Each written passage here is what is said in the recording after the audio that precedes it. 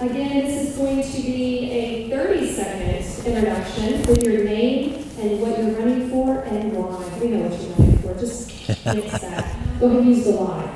So, Mr. Miller, if you'd like to go ahead and do that. Okay. 30 seconds, all right. Well, good evening. It's good to be with a room full of patriots. I'm Sid Miller. I'm pro-life, pro-God, pro-gun, pro-Constitution, pro-business, pro-Donald Trump, and I'd like to be reelected. God bless you.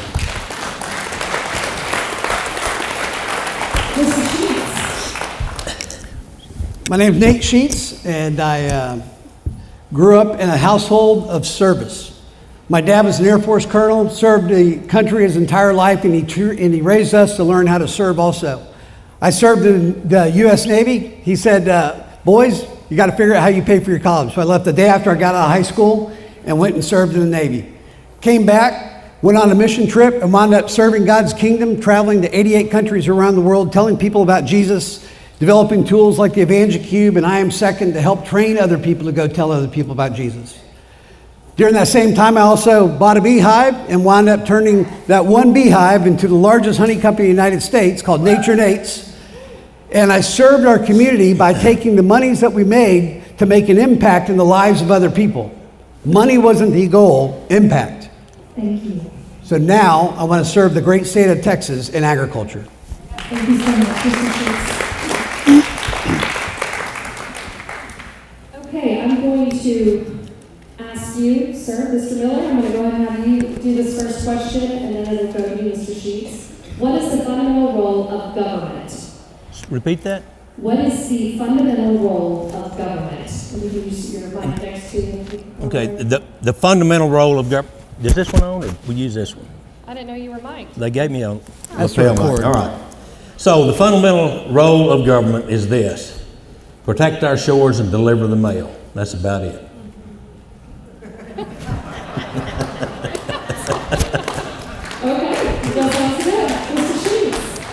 Yeah, I'm a bit of an originalist when I think about the Constitution of the United States. I don't believe it was written to be able to determine where you are in time to figure out how applicable it is. And so I believe that the Constitution provides us life, liberty, and guaranteed happiness. And the role of government is to stay out of our lives. And too many times, government gets in there and thinks that they can fix things, and they can't. So that's what we need in Texas, and that's what we need in the United States. Thank you. Okay. Mr. Sheets, I'll direct this one to you first. How does your faith guide your leadership and decision making? In 30 seconds, please. Yeah, so, I'm a follower of Christ. And the Bible says that God created us for good works that he designed in advance that we should walk in them. And so, as a follower of Christ, my life is to be about that, discovering the good works that God has for us. So whether I'm in full-time politics or whether I'm in business, every single day it's about making an impact for the kingdom. And so as I look at the places where the Lord has placed me, I see that God's hand is all over bringing the right people with the right skill set at the right time to be able to come alongside and link arms and make an impact for God's kingdom. And that's what we're going to do here. Thank you. Well, actually, I never really wanted to be in politics. I was recruited, resisted it, talked to my wife about it. She was very encouraging. I prayed about it, and I felt God was putting me in this position.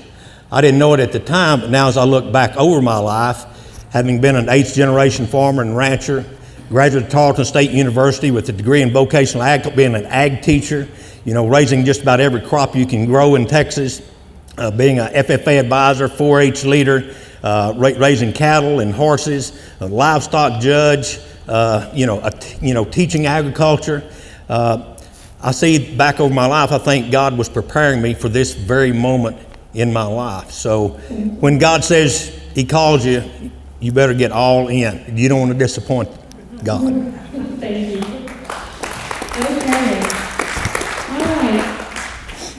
Commissioner Miller, we'll go ahead and ask this of you first. Over the past century, we've seen forces tighten on the grip of small farmers, making farming unprofitable for large producers, or all but large producers. Pretty much what are we doing right now for the young people who are no longer going back into that field and for those rural, small farmers that are independent, self-reliant? Well, we take it very seriously getting young people into farming. Right now, farmers are less than 1.5% of our population. When our country was founded, 95% of the people were farmers, ranchers. If you didn't grow it or kill it, you didn't eat. But we have 1.5% less than that feeding the rest of the world. So we are trying to get young people involved in agriculture. The average age of the American farmer and rancher is about 60 years old. So we have young farmer programs where we help young couples, young single people. We give them a hand up with a grant. The legislature saw what we were doing. They just expanded our program by giving us $100 million to expand that program. So we're doing that. We work very closely with all the livestock shows and help them raise scholarship money so those kids can go to college and get a degree in agriculture. So we work really around the clock. One thing I realized, being an ag teacher and an FFA advisor and a 4-H leader, that the greatest natural resource we have in this state is not oil and gas. It's our youth. And we need to make it possible for them to perform in agriculture. Thank you. Thank you. Same question to you, Mr. Sheets, for the committee to set up. I'm happy to do that. Go ahead. Okay, pretty much right now, all the big boys are getting, the large producers, they're winning all the money, and then there's just smaller and smaller amounts of youth getting into agriculture and farming. How do you plan to help them? So last year we lost 7% of all agriculture in America, 122,000 farms. Why? Because a farmer made 40 cents of food in 1980, and today they make 15 cents of food for every $1 of food that they sold. Young people aren't getting into agriculture today because young people can't afford to get into agriculture today. Unless you're a 4th, 5th, 6th generation farmer and your land is handed to you, you can't get in when you pay $1 million for a tractor, when you have interest, when you can't find labor, and young people aren't getting into it. I spoke to the Texas director for FFA the other day, and she said that FFA has really moved away from trying to get young people to go into agriculture and really focus more on leadership principles, getting them ready to go to college. So I was talking with a young guy, McCrae, the other day. He farms 3,000 acres in Floydada. He said that my grandfather farmed 1,500 acres, had an amazing life, sent 4 kids to college. He had a great retirement. He had a beautiful house. And he said, I farm 10,000 acres. I am not married and I can barely feed myself. He said, we got to change. I need your help to help change. We can do this because we have to change agriculture, and we have to be able to help make agriculture a financially viable place that they can invest their life. Thank you very much. The National School Lunch Program guarantees all children can eat a healthy meal. And this is according to Mr. Sheets. While at school, providing free meals for students for low-income families. The state's role via the Texas Department of Agriculture is approve payments and ensure that all the meals meet nutritional guidelines. Does Texas contribute to the funding of this program? And what are your thoughts and plans for school lunch program if you're elected? Yeah, I was down at Texas A&M with my boys one day. We went over with some friends of theirs that are football players. We went to the cafeteria in the football area. And what they were being fed was dramatically different than what all the students were being fed in the other cafeteria, because A&M realized what those boys eat on the field impacts how they play. We don't think about school like that. In 2024, Texas was 44th in the nation in nutritional value in the school lunch program. 44th. So we wonder why we're 41st, I think, or maybe 40th in education. But we can do better. We have to have a vision for being in the top 10. And so that's what we're going to do when I'm Texas Ag Commissioner. We're within 3 years, we're going to be in the top 10 of nutritional value for school lunches all across the state. And I'm going to bring churches and nonprofits into this space to be able to help make an impact in these kids' lives. Because if we can do that, if we can get them involved with helping to feed children and being involved in those schools, you're going to see a total impact taking place for the kingdom through those relationships. Thank you very much. Commissioner Miller, any questions, sir? So nutrition is one of the biggest departments we run. I'm responsible for 5 million school meals every day. 10 years ago when I took over, our cafeterias weren't serving any local products. They were buying ultra-processed foods from Benny Keith or Cisco's, added salt, dyes, preservatives, flash frozen. They would send it to the schools, they thawed it out and put it on the tray. I said, that's why you have healthy trash cans instead of healthy kids. So we went to work with the Farm Fresh program. We're the most successful state in the union when it comes to feeding Farm Fresh. Last year, our schools, feeding zero prior, bought and served over $300 million with locally grown products to your children and your grandchildren. Now, we don't stop there. We continue to grow that. I'm a good friend with Robert F. Kennedy Jr. Like I said, we were MAHA before that was a thing. He wants to take Texas and make us the example how to bring fresh fruits and vegetables into the cafeteria. We were going to do a tour back in October, and he was coming down, and the government shut down. So we didn't get to do it. So we're trying to reschedule that, but we think we are the shining star when it comes to nutrition in our schools. We have turned that around. It's a win for everybody. Taxpayers win because their dollars aren't going in the trash can. Your children win because they're being fed healthy meals. School districts win because they're getting a good deal. They're buying directly from the farmers and cutting out the middleman. The only one that really loses in this deal, Benny Keith and Cisco, we kind of cut into their profit a little bit. Thank you. And actually, you can stay standing if you don't mind. Sure. This person's going to go to me first. The city is creeping into Wise County, and farmers and ranchers are seeing their wells run dry due to Texas rule of capture, with developers having a bigger straw in the aquifer. Don't get me started on water, y'all. Projects to pipe in water from other counties or to build reservoirs will take many, many years to complete. As Ag Commissioner, what do you see as an immediate solution to ensure our farmers and ranchers will always be able to water their crops and their livestock? You know, for 10 years, I've been the only elected statewide official that's been saying Texas is out of water. We got plenty of land. The limiting factor is water. So I have championed rainwater harvesting off of parking lots, storage buildings, distribution centers. It's relatively clean, easy to clean up. We spend millions and millions of dollars getting rid of stormwater and sending it down the creek into the Gulf. We can capture that. It's easy to do. I'm championed desalinization, not ocean water, but brackish water. We now have, under my leadership, 20 cities across Texas that are using desal. Granbury, Texas. Lake Granbury, fed by the Brazos River, you can't irrigate or drink water out of the Brazos River. It's too salty. They put in a desal plant and are able to use that water now. So we're doing that. Fracking industry is coming around. They have started reusing, taking our example, reusing frackish water and brackish water and not using as much fresh water. The best news I have for you, there is a new source of water. It's called deep earth water. We've never been able to get to it before. It's deep in the core of the earth. And it's changing agriculture, and in the next 10 years, it's going to change the face of the rural economies in cities, because here's what it is. It's an unlimited amount of water. It's never been to the surface. It's under pressure, and it tries to make its way to the top just like volcanic lava. So when it finds one of those fissures, it gets close enough to the top that if you can find that, you can drill. It'll be 400 or 500 feet. So with new technology, MRI technology, where we can slice the earth like this, we can locate that within 95% accuracy.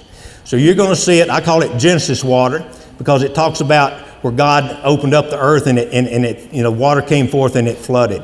But it's deep earth water. You mark that down. Okay. It's going to be the next thing in the water industry. Thank you so much. Mr. Sheets? Yeah, I just wanted to follow up real quick. We're 44th in the nation in school nutrition, 44 out of 50. So we actually spent 7% less than the average state in buying local groceries and being able to use them. So, I looked up Genesis water. I looked up deep water in the earth, and there is nothing. Actually, in Texas, the deeper you go, the more higher saline content that there is. So we have major issues in Texas, but I don't believe Genesis water is going to be the solution. What's going to be the solution is Senator Perry, who endorsed me. He's the head Senate of the Ag Committee in the Senate. They've been working on 6 different ways to be able to capture water capture systems. One, the produced water, which is the produced water that comes out of the Permian Basin. We get about 6 million barrels of oil every day out of the Permian Basin. We get 26 million barrels of water out of the Permian Basin every single day. So they're 6 years into an 8-year project to figure out how we can purify this water and to be able to utilize it back into agriculture and to actually be able to grow crops. Senator Perry told me, he said, we believe that we can turn West Texas almost back into the Garden of Eden. Now that would be Genesis water. So we've got significant water issues in Texas. And if we've been having this for 10 years, I think we should have really started addressing some major issues and getting things fixed along the way. And so when I'm Ag Commissioner, we're going to aggressively go after minimizing wastage and irrigation. 70% of irrigation water is evaporated off through the spraying nozzles. And so we're going to go over to Israel. We're going to work with technology. They are the most efficient water users in the world. So that's what we're going to do when I'm Texas Department of Agriculture Commissioner. Thank you. This is going to go to you as well, Mr. Sheets. The 10th Amendment states that any powers not given to the federal government by the Constitution nor prohibited to the states are reserved for the states or the people. If elected, how would you help protect farmers and ranchers from federal overreach under the 10th Amendment? Yeah, we've got to be able to help farmers and ranchers be successful. Like I said earlier, 44 cents in 1980 of every $1 of food, and today it's 15 cents of every $1 of food. It doesn't matter about the overreach of the federal government if we're losing 68 farmers every week in Texas like we did this week and last week and the week before. We have to be able to go in and help producers be able to access markets. When I got into the honey business, when I started with my one beehive, I used to go out, Patty and I would actually bottle honey by hand, and when I get up at 4 o'clock in the morning and go put honey on the shelf. That eventually gave us enough momentum to where we could be in all the grocery stores in America. So when I talk to agriculture, whether you're in corn or cattle or cotton, every single one of them says the same thing. We're going to lose $150 to $350 per acre this year. I was talking to a rice farmer the other day. He was going down to sell his rice for 40% less than the actual cost. And he farmed 6,000 acres. So we need to be able to have a government that can help encourage, empower entrepreneurship in agriculture and help farmers and ranchers be successful by selling more products to more people for more money. Thank you. Repeat the question. The 10th Amendment, pretty much the question is, if elected, how would you help protect farmers and ranchers from federal overreach under the 10th Amendment? Well, the 10th Amendment is states' rights, just a refresher. And not how I would do it, it's how I've done it. I've sued the Biden administration 4 times successfully. And we protect our state, our sovereignty. Texas, of all states, has more 10th Amendment rights, and we exert them more than probably any other state. Recently, in the session before last, because of what was going on in this area of North Texas, we passed the Right to Farm Act.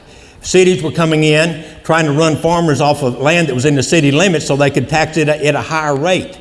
So they were putting in rules like, a $200 fine if your farm animals are seen mating in the daylight. I mean, how do you, just stuff that's impossible to, comply with. And they were wanting to get those farmers off because that land was taxed at agriculture valuation at $5,000.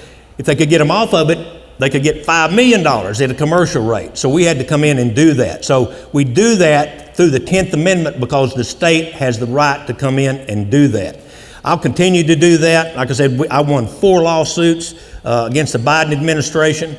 Stephen Miller, America First Legal, was my lawyer on some of those. Ken Paxson was a lawyer on one of them. But I have fought. I've got a proven track record on protecting our 10th Amendment rights. Thank you, sir.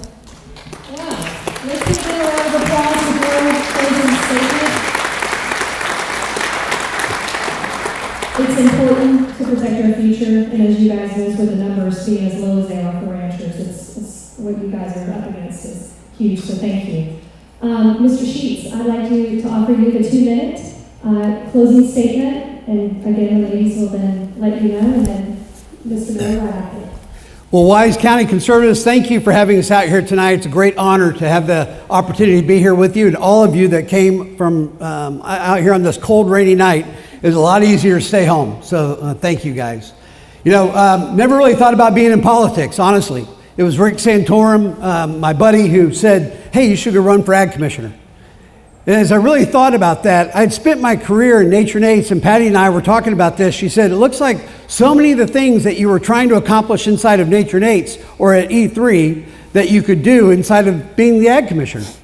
You know, when I went into full-time ministry, I wanted to make an impact for God's kingdom.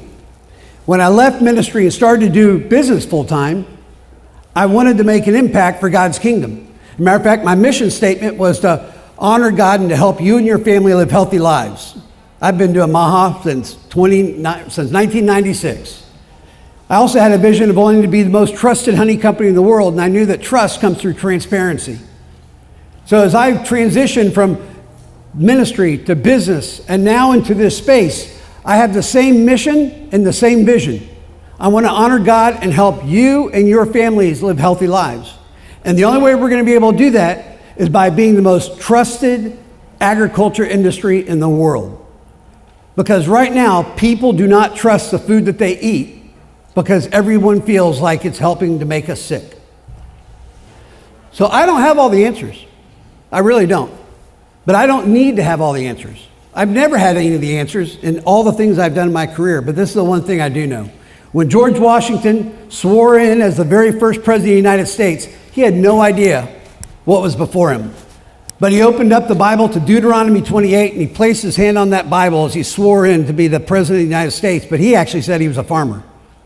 And Deuteronomy 28 says that if you will seek me and keep my commandments, I will send my blessings upon you. I will send the sun. I will send the rain. Your animals will have lots of babies. Your crops will be abundant. It was all agriculture related. That's what we need to get back to in Texas, and that's what we need to get back to in the Texas Department of Agriculture. God bless you, and God bless the great state of Texas. Thank you, Mr.